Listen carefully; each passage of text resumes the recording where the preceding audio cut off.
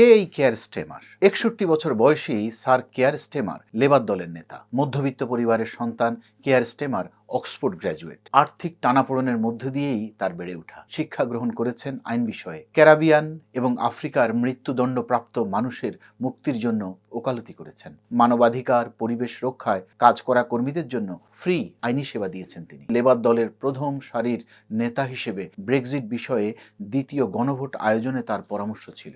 Labour পার্টিকে নতুন উচ্চতায় নিয়ে যাওয়ার প্রতিশ্রুতি দিয়েছেন কর্মী এবং সমর্থকদের। দেশের জন্য তার প্রতিজ্ঞা, এনএইচএস এর সংকট কমাবেন, বর্ডারে চলমান মানব পাচারকারীদের সমূলে উৎপাটন করবেন, 1.5 মিলিয়ন নতুন বাড়ি নির্মাণ করবেন, অন্তত 6500 শিক্ষক নিয়োগ করবেন। যদিও অর্থের যোগান কোথা থেকে আসবে সে বিষয়ে পরিষ্কার কোনো পরিকল্পনার কথা তিনি বলেন। স্বয়ং তার দলের মধ্যেই তার বিরুদ্ধে প্রতিশ্রুতি ভঙ্গের অভিযোগ আছে। দেখা যাক 4 জুলাই নির্বাচনে জনগণ কি রায় দেয়।